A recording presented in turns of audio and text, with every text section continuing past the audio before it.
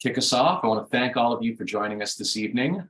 My name is Aidan. I'm the Director of Growth here at Imprimo, the trusted social network for visual artists. If you haven't heard of us, I will get more into what we do later on. I spend most of my days trying to find ways to bring value to the artistic community, both in Canada and worldwide, via direct outreach, or more often by connecting with trusted organizations like those helmed by the two people who've been so kind to join me this evening. On the top, to my top left, we have Alex Maltby, the Interim Executive Director of Arts Network Ottawa. And on the bottom here, we have April Britsky, the Executive Director of CARFAC. And the three of us are here this evening to talk about some of the best practices for working artists. Now, the term working artist can mean many different things to many different people. Maybe the arts are your full-time job, or maybe you paint in your off hours. Maybe you exhibit in traditional gallery ecosystem, or maybe you sell primarily online. Whatever best describes your practice and your business, I'm confident that we'll have something interesting to share with you this evening. So to get us started, I'm going to stop talking and pass the proverbial mic over to Alex. Why don't you tell us a little bit about yourself and a little bit more about what Arts Network Ottawa does? Sure. Thanks so much, Aidan. I'm going to throw a curveball and I am going to share my screen. That's all right. Love it. Keep us on our toes. There we go. Can everyone see this? Okay, great. So I'm Alex Maltby. I'm the Interim Executive Director at Arts Network Ottawa, which is located in Ottawa on the unceded territory of the Algonquin Anishinaabe Nation. My normal post within the organization is actually as the programs manager. So I'll get into just briefly framing the rationale behind us co-presenting this talk and some of the work that we do. I'm not sure how many of you are from Ottawa necessarily, but get to why it's great to be here and engage with you all. A bit about myself. I'm a new father to an almost 2-year-old named Iris. My background is more in the music industry side of things, working in booking and festivals and performing as a musician. The National Post once referred to a band of mine as a profane noise rock band, which you can see this article is from almost 10 years ago, which is about when my music career clearly peaked, and I can't quite decide if I'm proud of this or not. There's various articles about this ordeal as well on CBC and other platforms as well. We sold a lot of albums on Bandcamp that week. So I just wanted to mention this because I do wish that at this time I had the resources and the tools available to me that artists have now to support their career development. And that's why I think it's very, very important to listen to about the work that April does with CARFAC as well for those reasons. Back to Arts Network Ottawa, we run professional development conferences like this one you can see here in partnership with Invest Ottawa. Speaking is Remco Vollmer of Art Engine in Ottawa and visual artist Ellie Smallwood, who I highly recommend checking out her Instagram for her stunning visual artwork. We're the stewards of a $5 million endowment fund alongside with the City of Ottawa, and we disperse the interest earned from this fund annually as Articipate project grants. And this is just a shot of articipate.ca. And we're launching this granting program this June as well, after we run the jury for projects. We have partnered with the City of Ottawa on cultural infrastructure projects like this one, which did an audit of indoor air quality in cultural spaces this was back in 2021 in an effort to mitigate the airborne transmission of aerosolized COVID-19 particles.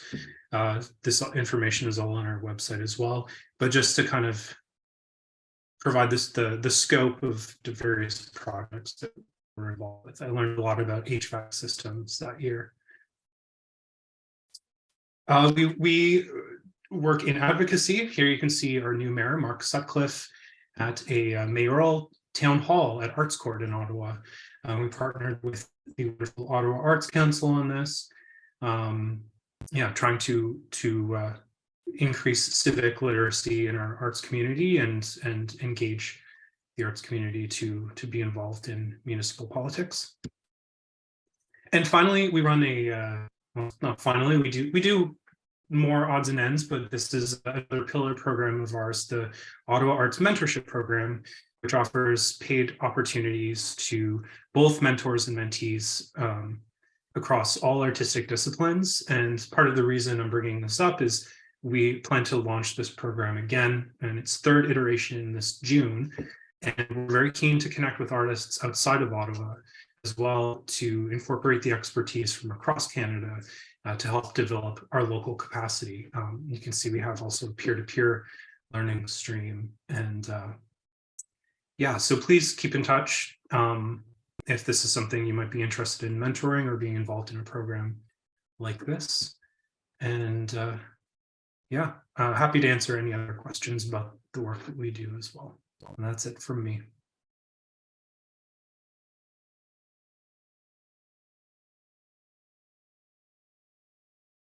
If anyone has any questions for Alex, feel free to unmute your mic and just pipe right up or drop it in the chat. Give it another few seconds to see if anybody has anything to add. And if not, we will move on to April from CARFAC. Oh, thanks. Actually, I have a question, Alex.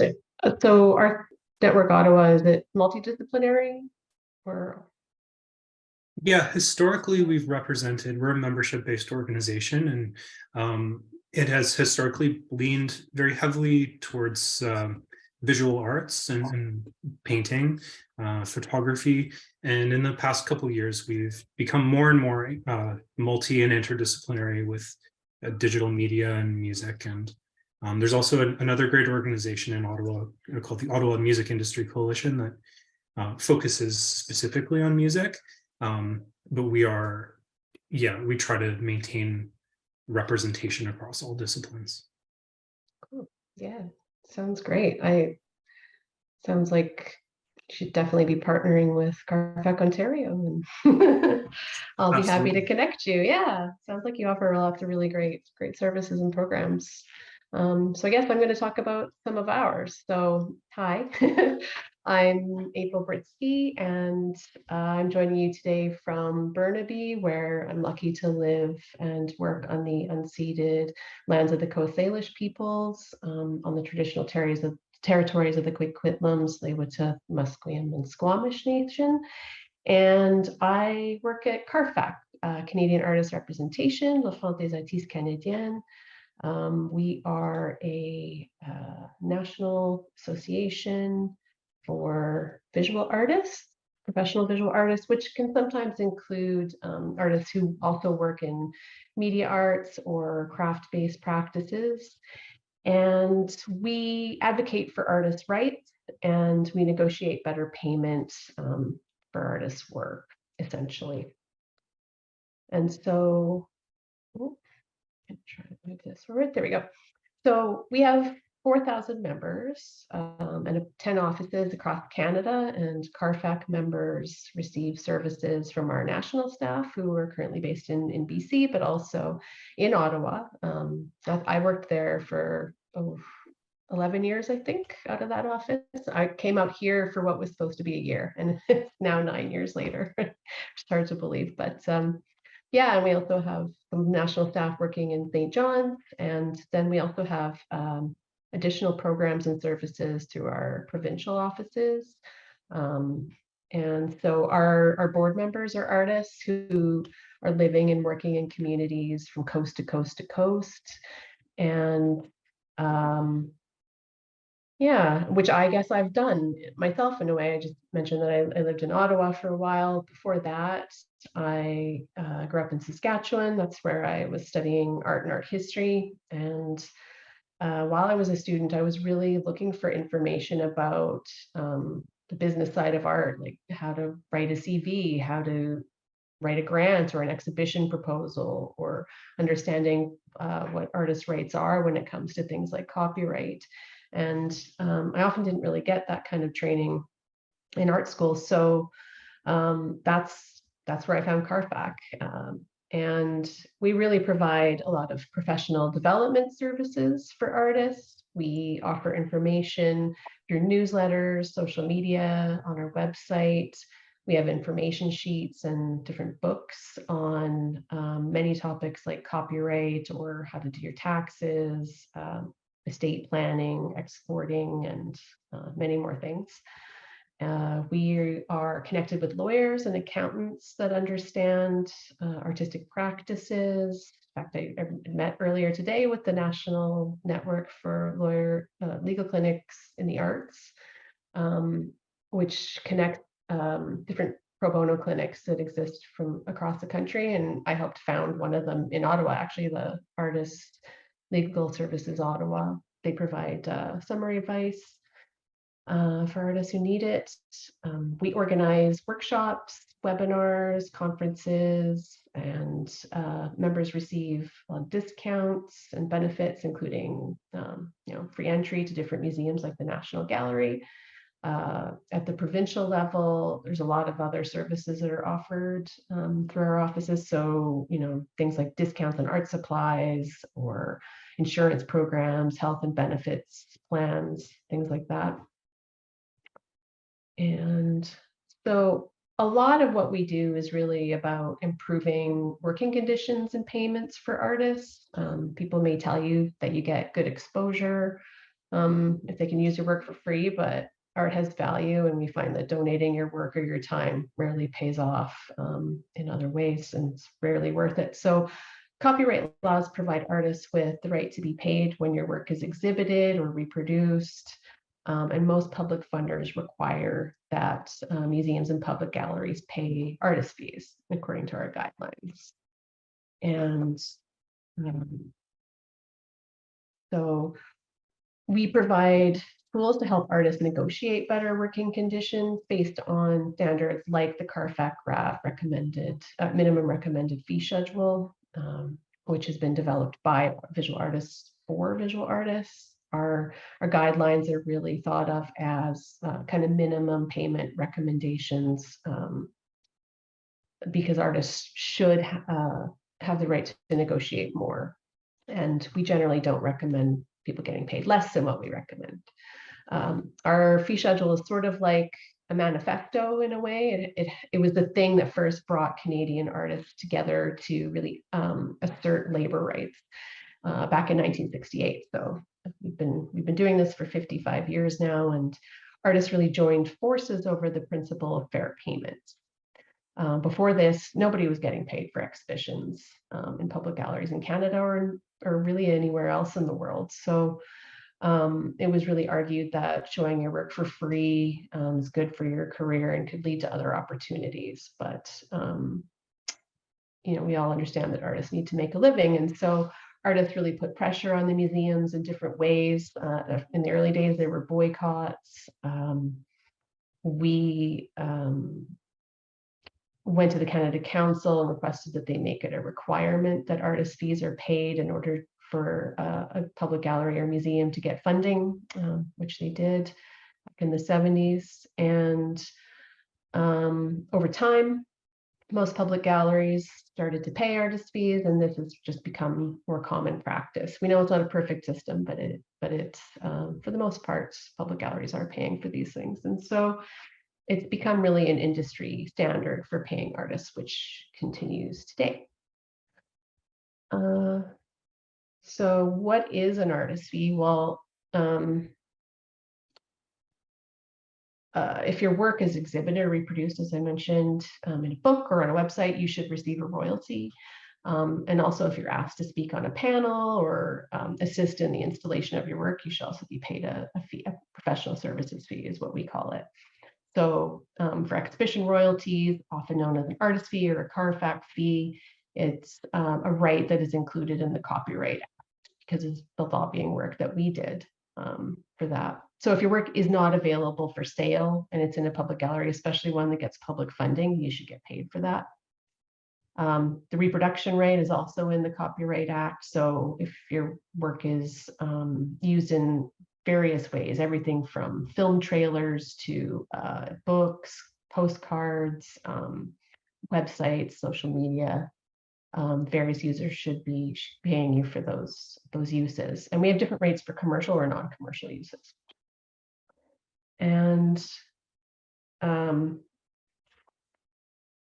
so professional services fees, they're not copyright royalties, but they are payments that we recommend for work that is carried out by a visual artist as a visual artist. So we don't currently have recommendations for work that an artist might do as a curator, but we have been asked that, and we're working with another association on how we can kind of help them put those kind of guidelines together. But yeah, so that's sort of like the fee schedule kind of in a nutshell, and that's really kind of where our organization started.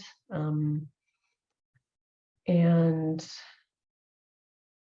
if you're wondering what they look like, well, this is what they currently are. The royalties and fees that we recommend are minimum guidelines, and they do increase every year. The basis of our fee schedule, which is far longer than this one slide could ever hope to capture, is the solo exhibition fee. So if you have an exhibition and a show in a gallery that has a budget up to $500,000, our minimum guidelines is that an artist should be paid about $2,200, and for institutions going up to over $1 million, it's about $3,600.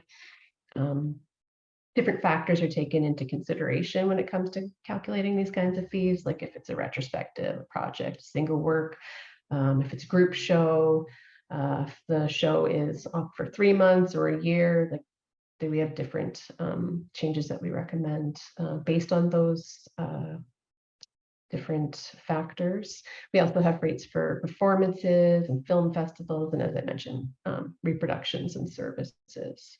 We actually right now have a survey that we're distributing for visual artists as well as organizations that present visual art, asking how you feel about our current guidelines, but also just getting some feedback on what changes for it should look like for next year. So I'll put a link to that in the chat towards the end, just so you can kind of have a look at that and hopefully participate, because we can't make these guidelines without feedback. And I think we've had about 300 responses so far since Friday, and it's already been really, really helpful to us to see what artists think about what we recommend. In addition to that, we have a collective agreement with the National Gallery of Canada. We've had that in place since 2015. And this agreement includes minimum payments, again, that artists get for exhibitions and reproductions and services as well. You'll notice the fees are much higher than the other ones, and that's because we negotiated them. It was not an easy process. There was some opposition to us working in a more collective bargaining labor kind of relationship with the gallery. At first, we ended up going to court a few times, and then we won, and now they pay substantially more than they did before. So the collective of action of artists is really, really critical for us to help people improve working conditions for sure. And then these are some of the professional services fees that I was talking about. So right now we have recommendations for things like presentations, consultations, participating on a jury, writing, preparing an exhibition, installing it, that kind of thing. Some of these ones are more commonly paid than others. And so some of the things that we're asking about in our survey right now are to sort of help us figure out how to ensure that compliance is better than it currently is. Okay, so this is all fine and good, but we also know that sometimes you're going to be pressured into doing something for free or under terms that are less than fair. So it's really important to remember that you have rights. Whenever someone wants to use your work, you're negotiating with them, whether you call it that or not. And whether it's informal with a close friend, with a dealer, with a curator, at the beginning stages of building a relationship or towards the end. Even if what you're doing is not labeled negotiation. That's what it is basically. And so it really helps to be prepared and organized and to try to understand, all parties' kind of expectations and limitations and communicate them as well as possible as well. And so, you have rights when it comes to how your work is used. You have the right to say no to something that you don't agree to, and you have the right to say yes to something that may not be fair, but you want to do it anyway. Maybe there are trade-offs for what are being offered, and maybe you're just using it as a learning opportunity. But it's important to kind of think some of these things through.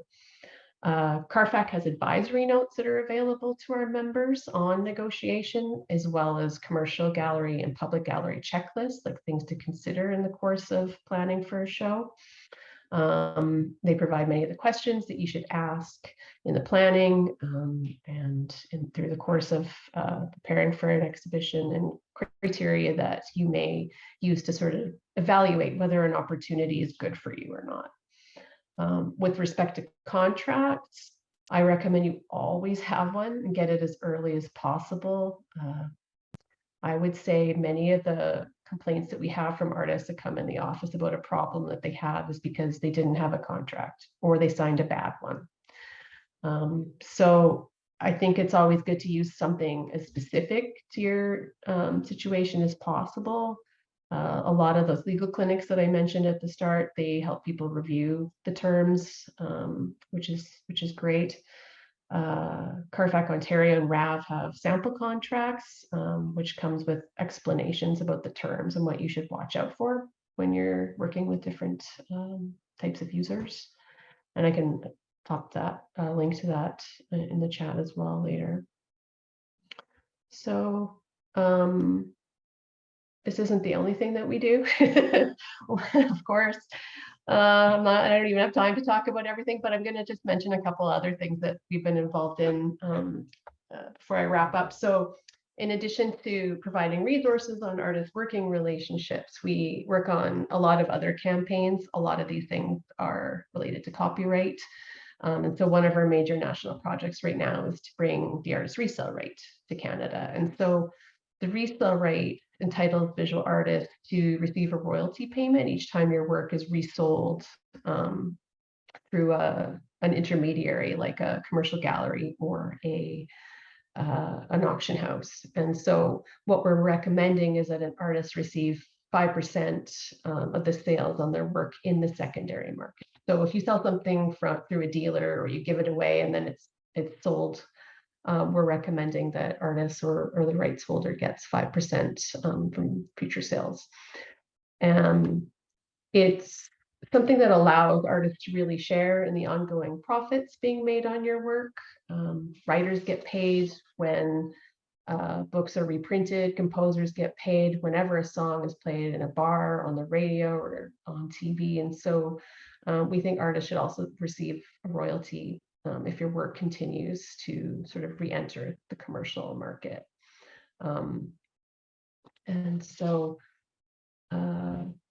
yeah, I mean, and the reason really this is, oh gosh, oh, I have my slides backwards. I'll go back to that one in a minute. Okay, so, well, no, maybe I'll go back for a second. So it doesn't apply to everything. We're recommending that it apply to works that are covered by the Copyright Act. It would have to sell for at least $1,000. There's a collective management system that we're recommending be put in place, which is very similar to how it works in other countries that have it. Right now, over 90 countries around the world have this right. And so we have a lot of best practices to look to for it. And yeah, so yeah, and just to wrap up on the resale, it's really common for visual arts to become more valuable over time, as you all know, I'm sure, as your reputation of the artist grows. This is not an unusual thing. And so this famous print was initially purchased from Canodiac Ashevak for $24 in the 60s, and then it's been resold several times since. And this is one of the highest prices she's received for, or someone else has received for it. In 2018, it sold for over $185,000. And had we had an artist resale right in the Copyright Act in Canada at that time, she would have received over $9,000 from that sale. So yeah, it's a really significant thing that could lead to greater income potential for artists. And yeah, we've been advocating for this for about 13 years now. The legislative change process is very painfully slow. We've sort of seen how that's played out in various ways, but we are getting close. I'm told we may even see legislation tabled in the fall. So very, very hopeful that this is moving forward soon. Government is quite supportive of the proposal at the moment. So hopefully we'll have something to celebrate this time next year. So in all of these activities, we work really closely with Copyright Visual Arts, which was created by CARFAC back in 1990 to help artists negotiate their exhibition rights. And since then, we now co-own it with Quebec, with RAV, which is an association for visual artists in Quebec. And just a couple of months ago, they acquired the visual arts department of SOCAN. So they are growing very quickly. And it's a collective that negotiates and licenses the use of an artist's work. So with our fee schedule, we recommend what artists should be paid generally in the sector, but they actually do individual negotiations on behalf of their member artists. It's a really good service. They are typically able to negotiate higher fees than our fee schedule. It's free to join. They charge their administrative fee to the end user, so there's really no downside, I would say, to joining. Yeah, they take a lot of the stress of negotiation out of that planning process for exhibitions and reproductions and things like that. So when an artist joins CARFAC, they're not necessarily a member of Copyright Visual Arts. We do have a lot of members in common, but they have a whole separate process for intake of members. And then last, so we've been working on a bunch of resources over the last 4 years, I guess, I would say, on Indigenous protocols for the visual art. This ongoing project is led by an Indigenous advisory circle of artists and cultural workers who produced a digital toolkit, podcast series, and sort of a listing of information and links and resources about Indigenous protocols. And essentially, the toolkit that they provided is aimed at fostering respectful guidelines for the use and protection of First Nations, Inuit, and Métis visual arts and cultural expressions. It includes information about who has the right to use or reproduce or present and use traditional and contemporary Indigenous visual arts. Last year we did a workshop series for artists and visual arts organizations, and we're planning on doing some further education around that this year. We're also currently engaged in a strategic planning process to help a new association of Indigenous artists whose mandate would be to guard the protection of art through respect for protocols. So yeah, they're meeting in June, so we'll see where that goes, but that's a very exciting development. And so yeah, so this is some of the advocacy work that we do on an ongoing basis on behalf of all artists. We regularly submit briefs to the government on, federal budgets, provide information on tax planning. We just did a webinar last month. And yeah, we're always kind of monitoring changes to legislation and what that might mean for artists, and developing new programs and services alongside organizations like Imprimo. So we're really excited to share that finally, with everybody. And yeah, always appreciate the feedback and support of our community to help us do that. So here's some information about how you can reach us, and I'll put that in the chat as well. But yeah, happy to take any questions at any time. And thanks for listening to my very long presentation. That was great, April. Thank you so much for that. So yeah, just to echo what April already said, any questions, by all means, turn your mic off, shout it out, or drop it in the chat. Something comes to you later on, drop it in the chat, and we'll address it at the end. I guess that means it's my turn. So yeah, to bring you back to the beginning again, my name is Aidan. As I said before, I'm the Director of Growth at Imprimo. I live and work in Toronto along with the rest of the Imprimo team, acknowledged as the traditional territory of many nations, including the Mississaugas of the Credit, the Anishinaabe, the Chippewa, the Haudenosaunee, and the Wendat peoples. Like Alex, I'm not a visual artist myself, but I've been involved in the arts via the music industry since my first ill-advised and shockingly low-budget tour across Canada at the age of 19, playing bass in a progressive metal band. Not what I do today. Still involved, just in various different projects, whether I'm a multi-instrumentalist or a singer-songwriter, kind of depends on the day of the week. Now onto more interesting things. For those who don't know Imprimo, we like to describe it as the LinkedIn for visual artists. And I know some artists bristle at the comparison to LinkedIn after experiences they might have had on it. I like to describe it as LinkedIn minus the cringy posts and with a ton of beautiful art and tools built to support artists in organizing their careers. A little bit of backstory on us. We were born out of Access Copyright, which is a nonprofit Canadian organization that's distributed over $500 million in royalties to Canadian creators over the last 30 years.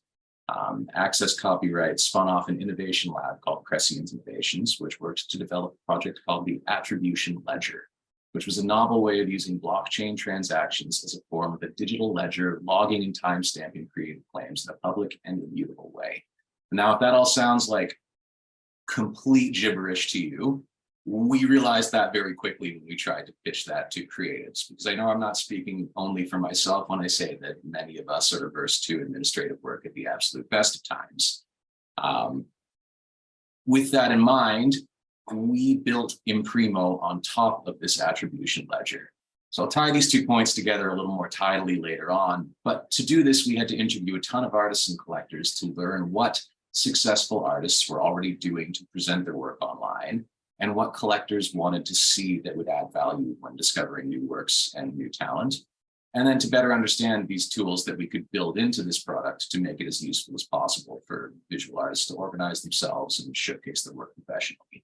So I'm going to walk you all through what we've built, and in that process, try to highlight some of the features that certain users have done a great job of using and explain why we built certain things the way we have.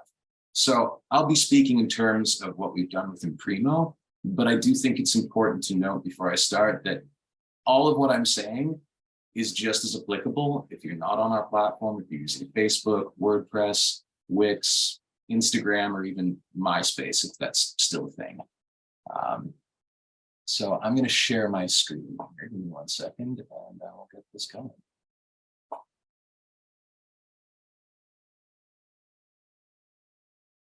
All right. So this, for the uninitiated, is Imprimo. This is the first thing you would see if you were an art lover logging on to Imprimo. This is our discovery page. We've taken some cues from the other players in this world, and we built it with an infinite scroll. So anytime I load it, I can just keep on going and see reams and reams of beautiful art that people have uploaded to this page. If I reload it, I'm going to get a different feed every time. We are not today algorithmically sorted. We don't have any pay-to-play features. You can get into that discoverability with some of our other features using these filters that we've created or our search functions. We tried to make this as clean as possible. The artists that we spoke to didn't want anything to disrupt the flow of the artwork on the main page. They wanted their art to kind of make the first impression. But if you mouse over, you will see the title, you'll see the artist name, you'll see their ABI, their profile picture. Lorraine's done a good job here, put an interesting photo of herself, as has Michael Cooper, a photographer who's provided an illustration himself. You can also see this little thumbprint acts as a watermark. It is also there to indicate this blockchain ID that I mentioned earlier. And I will come back to that a little bit later on. So to just touch base on these filters, we know that art is localized. We know that art is by medium. So in order to increase your discoverability, tagging your work effectively, optimizing for SEO, that's what that's called in the world outside of Imprimo, is important. This way, if I'm a collector and I am searching for, say, I don't know, collages. I don't usually click collages, so I'm rolling the dice on what's going to show up here. I can go in and find a bunch of new and exciting work that I might not have been aware of before. If I want to see installations, I can search by that.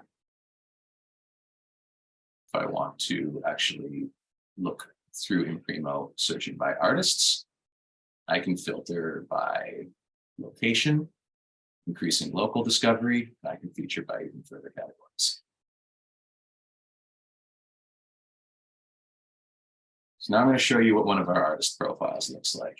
I'll take you over to Patty Lamb here. He's been with us since the beginning, very talented artist out of Western Canada. So Patty's done a really great job with this profile, and I like to use him as an example on a pretty regular basis. Something that you'll see at the very top here is this red bubble. Now what that means is we've actually gone through the process of verifying Patty Lamb's ID. If you've ever used Airbnb, it's a very similar thing. You have to upload a photo of your government issued photo ID as well as a selfie, and our system matches the two and purges it. This way we know that anyone who's using their Imprimo profile is exactly who they claim to be, and it eliminates bad actors. So for example, on Instagram, I think that's like the #1 culprit. I know NFT marketplaces are notorious for this as well. It's super easy to replicate anything anybody puts up there, and it's very difficult to get a bad actor taken down. So this is one way of contributing to the value of your artwork by being able to prove you are who you say you are. It adds to the provenance of the piece. It adds to the legitimacy of your work, and it generally serves to create a greater trust with a potential collector or buyer. If we go down a little further, we're going to see Patty's cover image. When we were speaking to collectors, it was pretty unanimous that they want to see a picture of you at work in your studio. I know for some creatives, displaying that process is a bit intimate, might seem a little unintuitive, but it really creates a sense of emotional connection between you and your work, and it shows a little bit of glimpse into that process and creates more intrigue. You know, do you work in a little basement? Do you work outside? Do you work in a warehouse? You can see Patty actually engaging with his work here, which, as I said, collectors have told us is extremely exciting. I understand why that would be. We have this here, which is, we call it our billboard. Patty's chosen to add a little bit more of his biographic details. Were I an artist, my best practice would be to use that to put front and center any show, art fair, any gallery exhibition that I would be a part of. We scroll down, we can see Patty's done a pretty good job of tagging himself for that search optimization, painting, drawing, installation, sculpture, work on paper, film, video. That's a lot of ways to search him. We've created a space for a bio. I think Patty's done a pretty solid job here talking about himself. Not always the easiest thing to do. Pro tip, chat GPT, feed it a few points. It'll write a better bio for you than you ever will. I, in fact, used it to write mine on the universe page that you signed up to this event on. So a few more points that you'll see on this main page. For the record, I've turned off my camera, so I can't see any of you, but I hope that joke landed. Here, you can actually contact the artist directly. So whether you are self-represented or whether you're dealing with gallery representation, this can go wherever you choose. You pick the contact. So we're not going to, create any conflict of interest. Even artists with professional representation can use Imprimo, much in the same way you would set up a Facebook for your own page. We've also added a link tree to every other website. In this case, Patty's only got Instagram, his personal website, but if you had more than that, you could load up your LinkedIn if you actually use it. You can load up your Facebook, Pinterest, really anything. We've also got this here called the public key that pertains to the blockchain technology. Come back to that a little bit later. So moving ahead, I want to show you something cool that really exciting that I think we've built. A lot of you will recognize this as a typical artist's CV. We all know the importance of keeping your CV up to date. The longer you let it go without doing it, the more painful it is. To a gallerist, to an art collector, to an art fair, maybe not, sorry, not to an art collector, but to an art fair. This is going to be plenty, this kind of black and white HTML format. But you'll see something kind of interesting with ours. If you click this little red X, all of a sudden, you get all of this proof and all of this depth of information that comes with each CV event. So again, this is meaningful to collectors and art lovers because, you know, for myself, I've not actually been to Sherwood Park in Alberta. I've not been to Gallery 501. And I have no idea the magnitude of this art exhibition until I actually open this up. So what this does, and you can apply this again to your own CVs and to your own practices even outside of Imprimo, this creates more engagement with an artist's career while also elevating trust and provenance claims. So simply said, it would be very difficult to say that Patty Lamb did not in fact exhibit at Gallery 501, did not in fact exhibit at the Ortona Gallery, and did not in fact exhibit at the Front Gallery, because he's provided all of this evidence. Now, remember how I mentioned that updating your CV is kind of a painful necessity? We've actually created a system that will reduce the administrative time required to keep this up to date, and I'll get back to that in a little bit. If I go over and show you what an artwork record looks like, I think there's a lot in here that, again, is pretty cross-applicable regardless of the platform that you're on, but I'm going to use Imprimo as an example. We have the title, we have a bunch of extremely high-quality images. Something cool that we do that not everybody does, we actually automatically scale down the images to a point that people can't rip them off the website, or if they do, they're not going to get a very high quality image. You also can't right click and save. And if I share it to any other platform using this button, it automatically creates a hot link. So if you try to click it and drag it anywhere, it just directs you right back to your Imprimo page. This little blockchain ID thing here, this also acts as a watermark, like I mentioned before. We'll get back to that in the future. If I scroll down, we'll see something really cool. Now this, from our collectors, this is what everybody wants to see. This is the creation story. This is where you can kind of get into the nitty-gritty of your art, of your practice, and really contribute to that value. Beyond your typical description that would be, sufficient for a 5x7 placard, you can actually show pictures of the process, of the inspiration, of the raw materials as you found them. And Patty's done a really great job here. And this isn't something that I think is necessarily standard practice. I think in a lot of art schools, and I don't want to generalize, but artists are told not to promote themselves. And in this landscape, in the competition that exists out there when you're working online, the more details you can share and the more intrigue you can create, the better it is for you. This is what collectors told us to build. This wasn't our choice. So don't take it from me. You can take it from the people that we talked to when we made this. If you scroll down even further, you have the artwork timeline. So this is best understood kind of as a mini CV that can go along with every single piece. Now, if you keep this up to date, 60% of your CV is actually going to automatically be populated for you, which is, again, best practice, kind of annoying. The less work you can take out of it, in my opinion, the better. You'll recognize all of these photos from the last slide that I showed you. So not only does this actually reduce your administrative work, you get this little red check mark every single time you add photos and you add evidence to this timeline to support your claim. This increases the provenance, this increases the trust in the provenance, and over time, this will serve to increase your value and help your piece retain its value as it changes hands on the secondhand market. So I want to talk a little bit about blockchain. And this is something unique to us. I don't think it would be particularly easy for anyone other than the most technologically advanced artists to actually accomplish this without Imprimo. We register all of these claims, all of this metadata that you see here, the creation date, the medium, the measurements, the keywords, and the description to blockchain.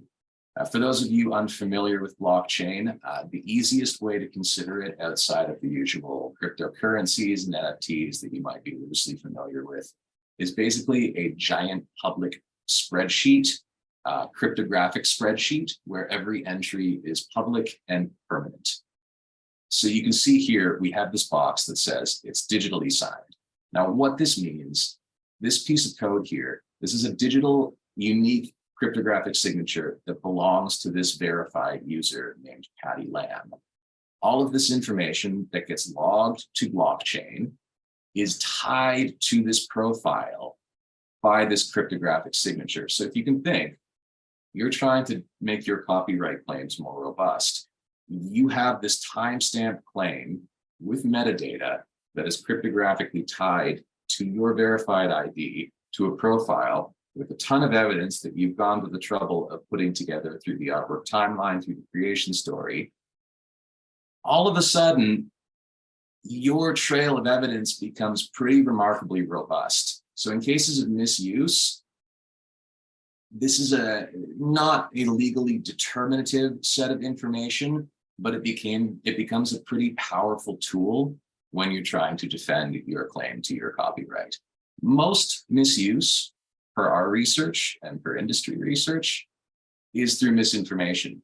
People don't realize you can own an image. So the second you actually prove it's yours, most people don't want to fight. They'll take it down right away.